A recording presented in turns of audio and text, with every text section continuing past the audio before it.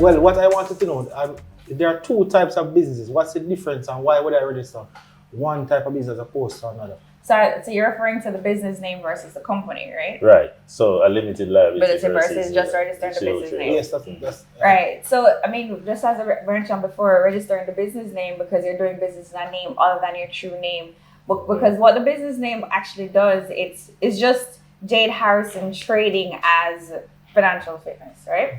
And what that means is if you were to enter into a contract, the contract would not be in the name of financial fitness. It has to be Jade Harrison trading as. It's literally just another name in which you do business. It's nothing more. Okay. Whereas with a company, it's a separate legal entity. So that entity can actually own land. It can enter into contracts. It can actually be sued and sue people, and that would not be in connection to you. But if it's just a business name, then they're suing you trading as this business name. So you and the business are one. With the business With name, the force. Exactly. But with the company limit, it's what we refer to as a legal person. The law recognizes it as a person. And that is the limited liability. Limited liability company. But you can sue me. Yeah. No, the limited liability is what she's talking about. You're an attorney? No. No, seriously. No, that's fine. You can be clear. So let's get it clear. So business name. So that's Jade Harrison trading as or doing business as. If you were to enter into a contract or hold assets in the name of your business or whatever it is, it's really not the business itself that's holding those assets or entering. It's you. Sole trader, Jade Harrison. Right. Okay. Right? Sole trader. Or sole trader or partnership. Because if it was both of you, right? So it could be Jade and Julio trading as financial fitness, then it's both of you. Right? And so that's that. Company limited by it's a limited liability company, separate person. Correct. So the company, it does its business, it probably owns a car, and somebody's driving the car, hits down somebody, and somebody needs to be sued. It's not the shareholders or the directors who would be sued. It would be. It's the most obvious example. So I think by persons who own taxes, etc., it's good if you put that in a company because you don't want anybody because these things are norms exactly. So you put it in the company and they have to sue. They have to sue the company itself, and they can't come after you and your personal assets. It's the assets of the company alone that they can get. Alert. Yeah. Bombs. On fire. It's on fire. So how do people stay compliant after setting up their business? What's what are the avenues or channels? So it depends on the type of business, right? Well, or the type of registration that you would have done. Right. So if you did the business name, it's really just the annual, what did I say, 3 years? Every 3 years, you make sure you renew that. And then, but if there's a change, so if you've changed your business location or you want to change your name, then you can make those filings and you can go in and do that, right? If I ask a question to business location, not everybody have a business location, and even in this era, it could be your home. It could be your home. Oh, okay. Because I mean, if you're doing it from your computer, your home address could be your business address. Okay. Yeah. Sure. But then, so for a company, staying compliant with a company, I mean, it costs more because what you have to file what we call an annual return every year, and this, I mean, I like to emphasize this because people confuse the annual returns at the Companies Office with the annual returns at the tax office. And annual returns at the tax office is paying your taxes, paying your business taxes or whatever type of taxes. So much money I have to spend, I pay tax and then I have to pay annual return again.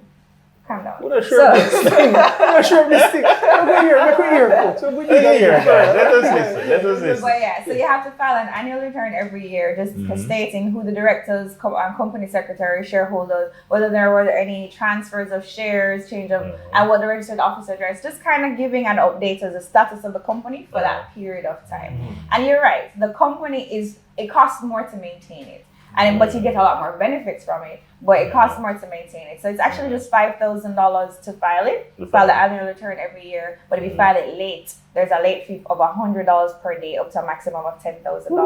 So what you find, again, this is why it's good to have people advising from the beginning. Right, so a lot of people, they don't file their annual returns at all. Then it's time to file, and it's $100,000 because for all the years, and when you look at it, most of that cost is a late fee. Right. And it can be avoided. Yeah, exactly. Funny, because I can allude to something where I saw in the paper where the government was trying to give companies relief and you had to be up to date with both Companies Office Okay. and Tax Yeah. Office in order to tap into that benefit. So, there are some benefits definitely to Yeah. stay compliant.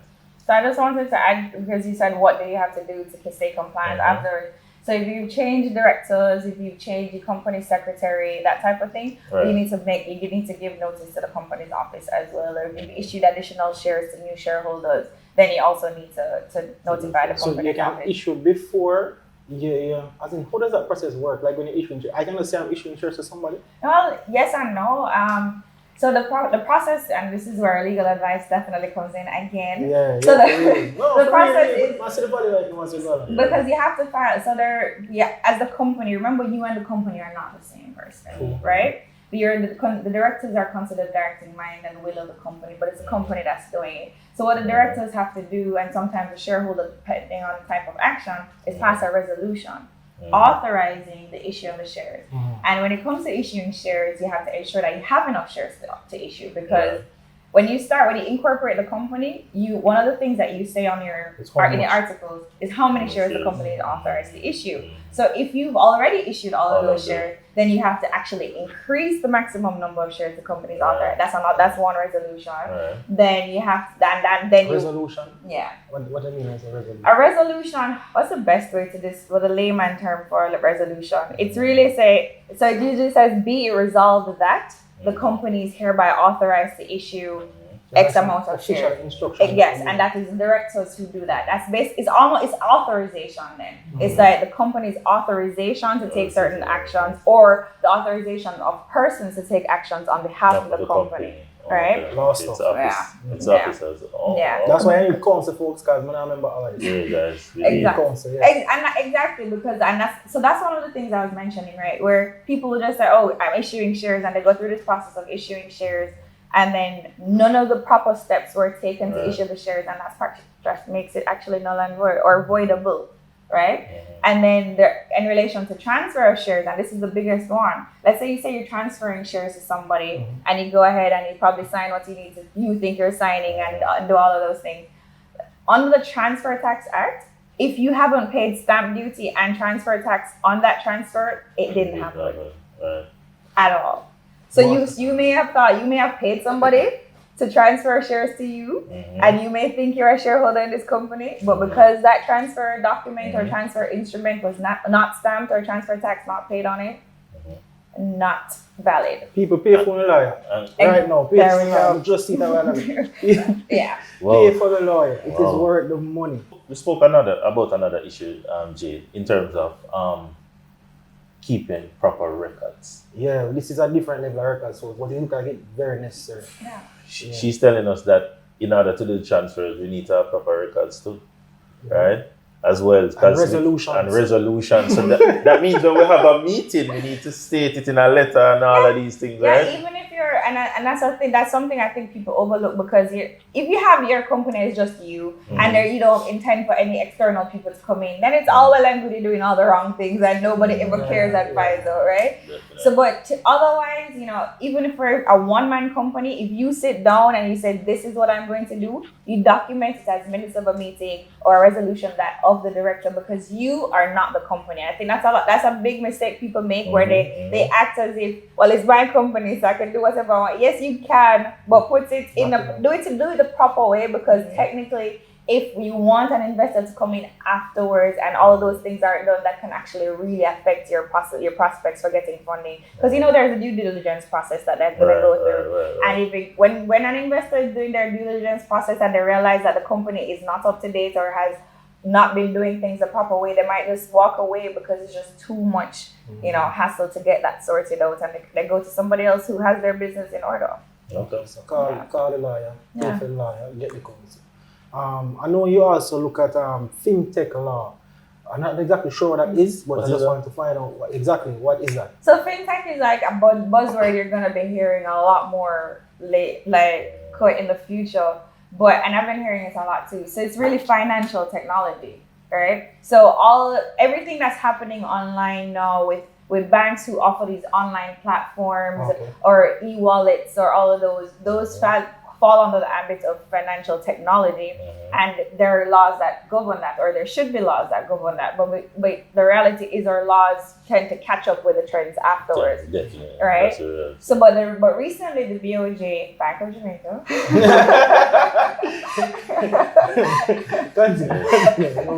So recently the Bank of Jamaica actually they announced, or they released what they called sandbox guidelines, and what it is not strict laws or regulation. Well, yeah, probably regulations, but not strict laws in relation to how financial technology companies should operate. But it's an opportunity for persons to come in and they have discussions, and they will tell them what your proposed product is, financial technology product is, and they will set the guidelines that guide how that product is supposed to operate, and how you can roll that out on a phased basis or on a trial basis. So Chantal, how has COVID-19 affected how people are able to register their business? Because of social distancing, etc., the company's office now has to limit how many persons can go inside at a time, and so they have the markers outside. So they've actually been encouraging persons to use what they call their drop box or their drop-off box if you have documents that you need to file. The thing with the drop-off box, though, you have to be paying by check. So, you can't necessarily be leaving your cash or your card in their drop-off box. But so that's really how the only way it's actually affected the registration of businesses. But the company's office has actually gone ahead and they've offered certain amnesties, or I guess what they call compliance relief to persons who might be affected by COVID. So, I would have mentioned the fact that business names need to be renewed every 3 years. Right. So what they're allowing now is you can actually, they're waiving the late fee or anything that would have applied to that. Sure. And I think between the periods of March and August, if your business was due for renewal during that time, they won't necessarily, there won't be a late fee or anything for the renewal of that. Awesome. Similar, the annual returns for companies, I told you there's $100 per day if it's late. The company's office has actually waived that late fee. So if your annual returns were due between March and August 31, I think, they're allowing you that grace period within which to file it without having to pay that penalty. So that's a good thing for persons who probably were unable to leave their homes, especially when persons had the St. Catherine lockdown or whatever it is, and for whatever reason you can't get to file those documents, then there's not that anymore. And they actually have a few other promotions that I think aren't necessarily directly tied to COVID, but they're giving persons that as well. So you can close your business easier now at a lower cost, I think. And for companies who want to just ask for their company to be removed from the register of companies because they're not operating anymore, they're allowing you to do that without having to get an auditor's certificate, which was something that was needed before. Yes. Wow. But on a different note though, like what's your personal mantra? Like what's it that guides you, and you think something that people possibly could share with you in terms of how you look at success, or what is that thing that guides you? Some people have a mantra or a one-liner or anything like that. Another gem, folks. Well, I mean, generally for me, I like to grow, and if I'm not growing, then I get uncomfortable, right? And so, and the reality is, you can get uncomfortable, and it's fine to be uncomfortable, but the level of discomfort should be in relation to growing, and not because you're staying you're staying stagnant. So that's for me. I always try to put myself in situations where I'm growing. But another thing I think that guides me a lot, and it might sound, when you hear it at first, it sounds like what? So those who pursue mediocrity are seldom disappointed. That's something I have to remind myself a lot of, because when you chase the high goals and you try to achieve a lot of success, the reality is it comes with a lot of disappointment. What? And it comes with a lot of disappointment and a lot of hard days, and a lot of days where you look around at people who are, they're living their best lives and having the time of their life, and you kind of ask yourself, why am I working so hard, and why am I pushing out so much effort? And I just remember, if you pursue mediocrity, the disappointments are very limited. But when you're achieving or seeking to achieve or go above and beyond, the disappointments will come, but the success afterwards is great. So, yeah. Wow. Very deep individual, folks. No, Jade. So she's been dropping bombs all interviews. Yeah, but that's really good. I think that comes back to what your word that you liked, the word that you made up. Stick to it to be nice. He made up a word about sticking to it. It's the same kind of principle. Yeah. And growing, always trying to grow and forcing yourself to grow, and you won't be disappointed. Whatever you're feeling, at least you're trying to grow. Yeah. That's great stuff, folks. Awesome. I agree with that. Yes. Amazing. Chantal. Guys, Simpson. Thank you for Commercial tuning in to us. Financial Fitness with our first guest, Chantal Simpson, attorney at law, beauty and brains. Well, there you go. Yeah. Where can people find you, Chantal, in terms of? Well, I mean, I'm on Instagram. So what's it? Chantal show. Well, so Chantal Kaiser is my Instagram handle, but I have a YouTube channel, Tal Talks, that is dedicated to discussing legal considerations for doing business in Jamaica. Because as you guys realize, I really like talking about these things, and I also like to educate persons, because I think a lot of business persons out there don't have the sufficient education and knowledge around what they need to do. So I try to put that out there in a way that people can understand, and yeah, she do it for the love, folks. She do it for the love. Like us, we do it for the love. Yeah. We just like talking about what we like talking about. We like sharing and educating people. Yeah. And it's a great channel, guys. It's a really great channel. It's like the quality of the material is top notch. You know, as you can see. As you can see. So, but tune in. But guys, even though we do it for love, you still need to like this video. Share and subscribe. And wait, the ring the. Alright, guys, we're out. Yeah, thanks.